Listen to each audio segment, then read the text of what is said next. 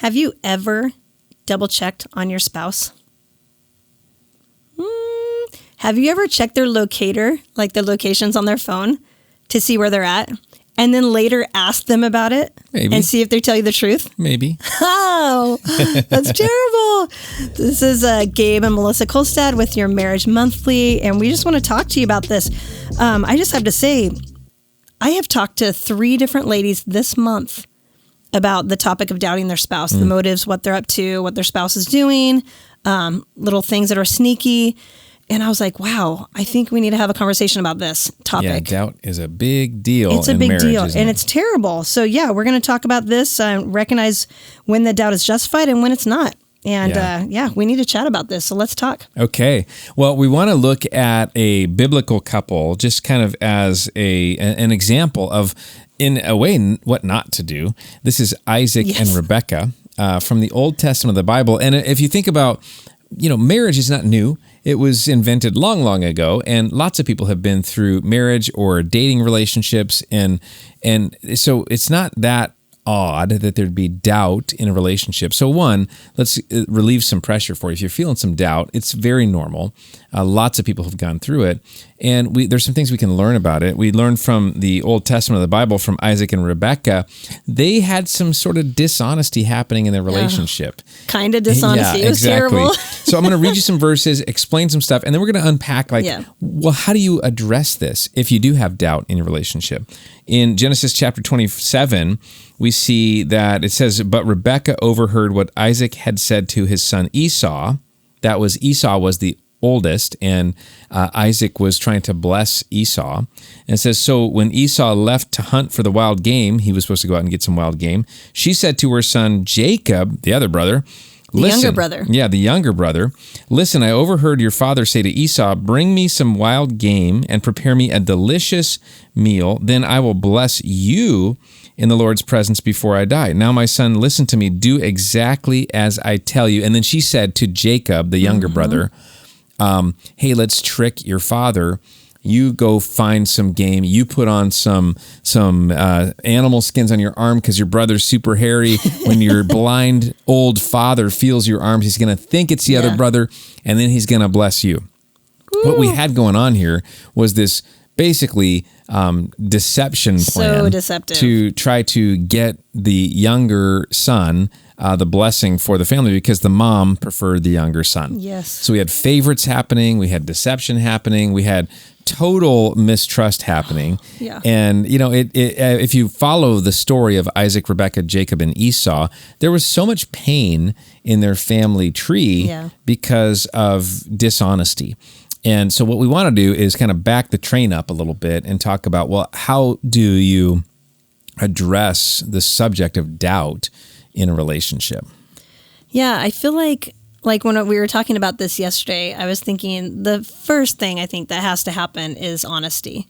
Mm-hmm. Like, there has to be honesty. And that sounds super probably cliche. Of course you want to be honest in your marriage, but you wouldn't believe how dishonest people can be to get their own way for selfish reasons, just because they maybe don't want to tell their spouse what's going on or who they talk to or what happened. And it's like, no, there's got to be honesty in there. So I love this verse, Proverbs 24:26. "An honest answer is like a kiss on the lips." Yeah. I love that. It's special. But it's true. Now, okay, I've been really into documentaries right now, as you know.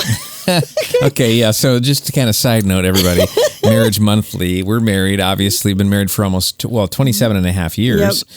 And Melissa likes TV at night. I don't personally like TV as much at night. Yeah. But I support Melissa's TV at night. I just started in on these documentaries, so this is and some one interesting of a few. stuff is coming up. I know. So this one's really interesting. This one's interesting. I told him all about it. Okay, it's called The Donut King. And it's about this Cambodian guy that comes over from Cambodia in the middle of when they were having civil war, I guess. And so it was something like 50,000 Cambodians came to Camp Pendleton down in Southern California. To start a new life in America, right? Yeah. So he's like, I got to get a job. So he goes to Winchell's Donuts. And he gets trained on how to make donuts, how to be a businessman, this kind of thing. Well, it blew up. No joke. In a good way. In a good way. It was great. I mean, he ended up bringing other Cambodians over and training them to start donut shops. And he ended up leasing out or having a franchise of like 72 donut shops in like the 80s and stuff. That's a lot of donuts. I know. He muscled out Dunkin' Donuts and Winchell's. Wow. And it's something like 95% of donut shops are owned by Cambodians. In California? In California. Wow.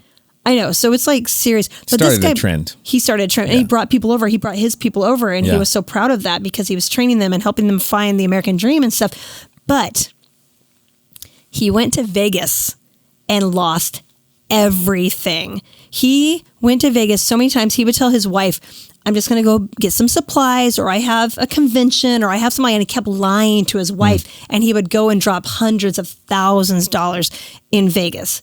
He lost every single one of his donut shops, and he was broke. He owed so much money. He was bankrupt. He had to go back to Cambodia. And then, lo and behold, he ends up getting divorced.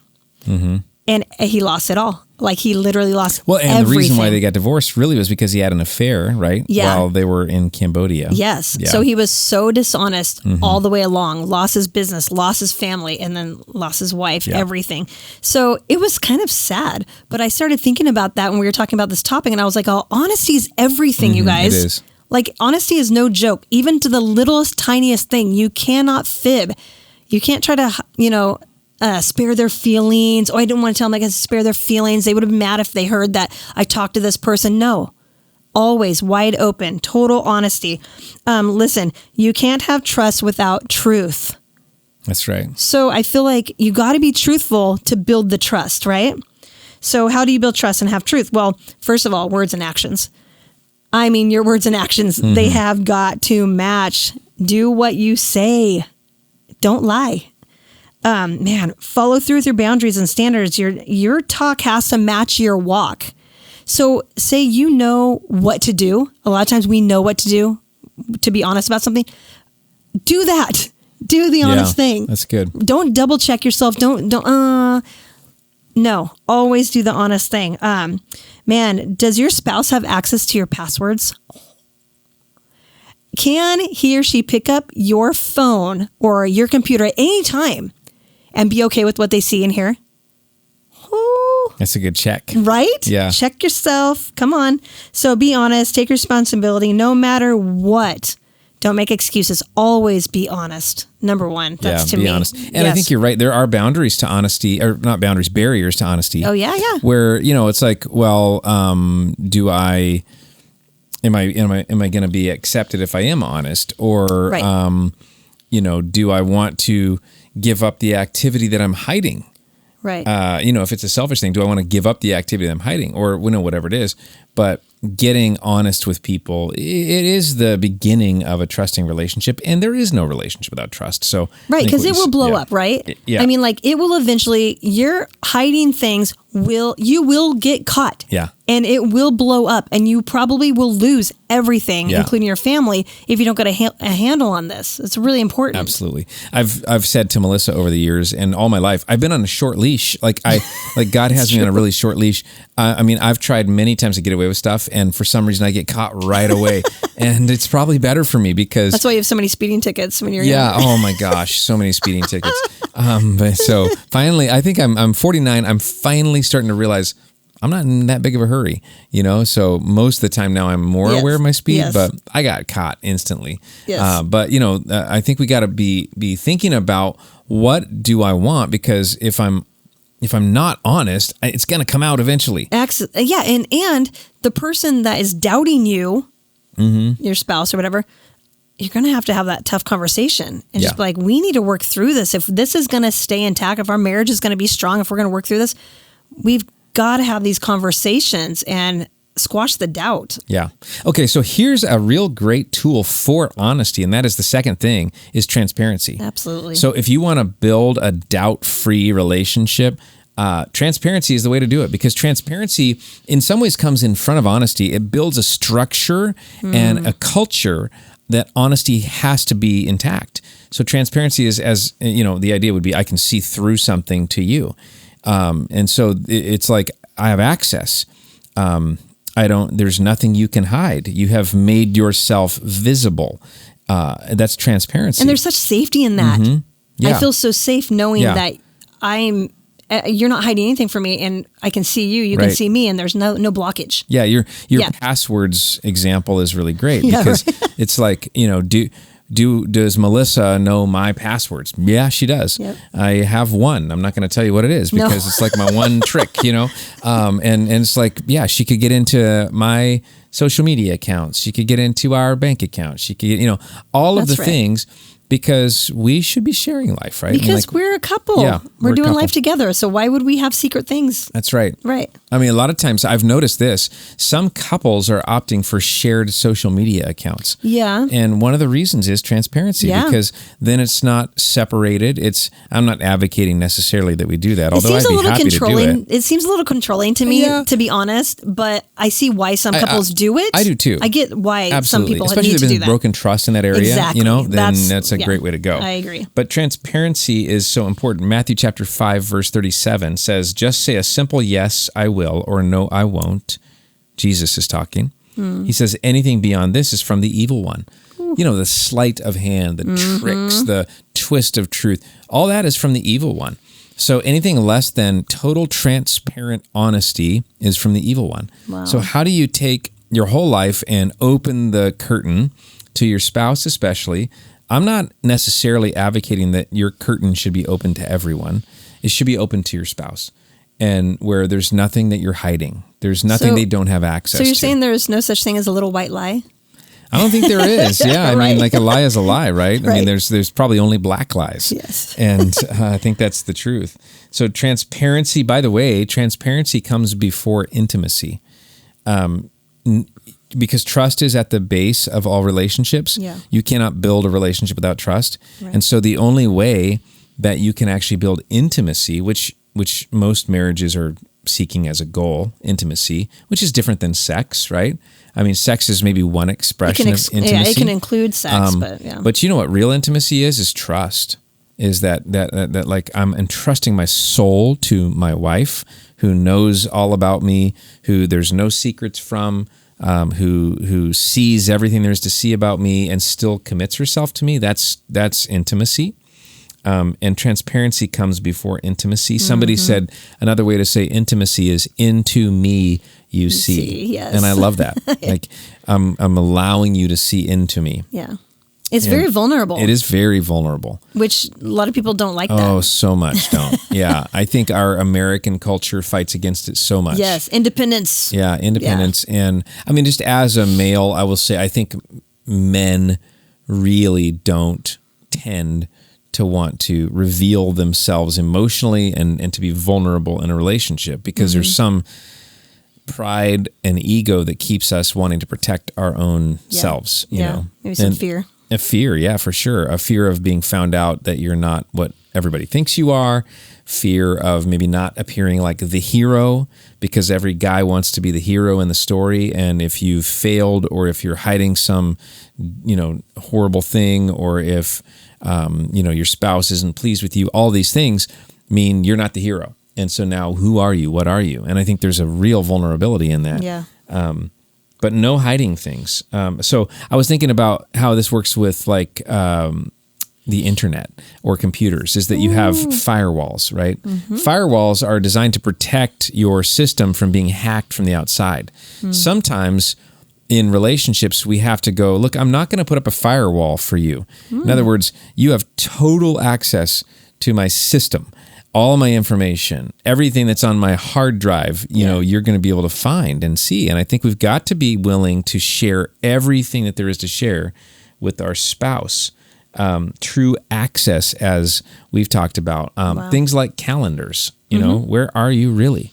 Not only where are you really, but can you share where you are so it's helpful so that I can know where you are? Access, passwords, finances. As Melissa said, your phone, your computer. One of the things that tears a lot of marriages apart is porn. That's right. Or emotional affairs that happen as a result of social media chats, reconnecting with past relationships, reconnecting with an ex, getting a spam email and responding to it, and being sucked into some kind of, porn thing or something like that. It happens every day. Well, and if you're insecure too, like for me, I get the weirdest stuff on Instagram. Like I have a private account, but you have to ask to be friends with me, right? So I get these random guys that are like, hey, cutie, let's chat. Well, it's mostly me pretending to be other guys. No, but think about it though. If you're not in a healthy place in your marriage, okay, look at this guy giving me some attention. Right. Let's chat then. Yeah. And it happens with guys and girls both. Let's pause for a second to talk about that part, because here's the other side to this whole coin is like, dishonesty and doubt happens in relationships. What about the other side of the coin? How are you filling the tank of your spouse so they don't have to doubt, so they don't have to worry about it? Do they feel like they're the most important person in the world? Do they know, does she know she's the queen and I would never have eyes for anybody else? All those things are so important. Yeah. And I think we have to be willing to look at that side of the coin too. Yeah. To go, how am I filling the tank of the person that I committed my life to as well? Yeah. Yeah, all those things matter. One of the things I think about transparency is you got to have a lightning rod in your life, meaning that besides your spouse, and I do think it's beside your spouse, there's got to be somebody you could tell anything to, so that when you get tempted, you could be like, you know what, I got to tell you right now, this happened. And when you communicate vulnerability to an accountability partner, what happens is the power of the enemy gets taken away. Yeah. And all of a sudden, it's not a secret. It's not something you're hiding. And you can express this in a safe place. I think you've got to have that. I think when it comes to anything that you've done wrong, say it soon, confess it immediately.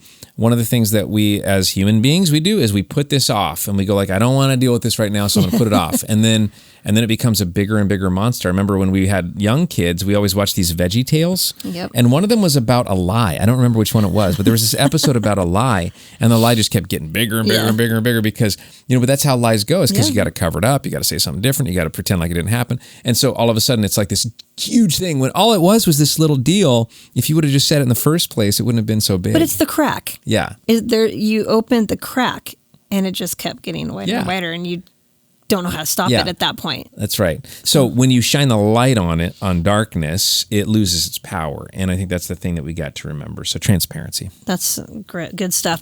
Okay. Lastly, unity. I think you have to have unity. And I love Matthew 19:4-6. It says, "Having you read the scriptures," Jesus replied, "they record that from the beginning, God made them male and female. And he said, this explains why a man leaves his father and mother and is joined to his wife, and the two are united into one. Since they are no longer two, but one, let no one split apart what God had joined together." I love that. It's so good. God put them together, and nobody, including you, me, should separate that unity. And sometimes we give up too soon. Yeah. I mean, there's a couple in our church that, man, they should have split up so many times, and they just kept fighting. Yeah. And they are so healthy right now. Such a healthy couple. You probably know who I'm talking about. And it's this beautiful union. And I'm so proud of them for coming together. Now they are a tight unit. Their family's a tight unit. And that's what needs to happen. There has to be unity. When you think about Isaac and Rebecca, there was no unity. Yeah. It was like she had an agenda, and she was going to force her agenda. And at the expense of what the tradition was, which was that the oldest received the blessing. Mm-hmm. And she went around that and just totally deceived her husband. I mean, it was just rotten. It was just terrible. So I think the goal in unity is that we're on the same team. We're playing the same game. Mm-hmm. Like, we're together, right? And so we need to learn to work together, be united, be one, and not let other things and other people and other ideas short circuit that tightness of unity. I mean, when you have younger kids, a lot of times they will love to pit against you. Yeah. Dad said I could go to so-and-so's house. I'm like, well, I said no, though. Well, but Dad said no. But you know what I'm saying? Yeah. Like, it happens all the time. The kids love trying to squeeze in there. And here's something that we've learned over time. And, it's a shame that you don't learn these lessons till the kids are almost grown. I know. But whatever. But, it's like when the question comes, you pause and you do not answer the question until you talk to your spouse. Talk to your spouse. Get on the same page first before you even answer the question. Exactly. Right? Get on the same page. You have got to be the working team. This has got to be unified, stronger than anything else. I mean, we can't let other things destroy this. If you're doubting your spouse, let me just say, have the hard conversations, get help, go to counseling, get accountability, whatever that looks like. But you don't need to be in a relationship that you're constantly looking over your shoulder, double checking the location, that kind of stuff. God wants you to stay together. He wants you to have a strong, healthy, unified, transparent, honest relationship, right? But you have to be proactive in that kind of stuff. If there has been cracks in your relationship, I'm telling you, come together, figure it out. Don't give up. Figure it out. Work through it. You can do it. I've seen it happen so many times with couples that I thought there's no way. And I'm just like, I'm shocked. They're healthy and happy. So don't give up. Stay going. Stay doing it. And try to figure out where that doubt's coming from and have those hard conversations and work through it. So good, babe. Yeah. You're smart. Aw, thanks. Yeah. Hey, thanks for joining us for another episode of Marriage Monthly. We hope that this has been helpful for you, and we'd love for you to share it with your friends and family, anyone that you think might benefit from it, and we hope you'll join us again next month.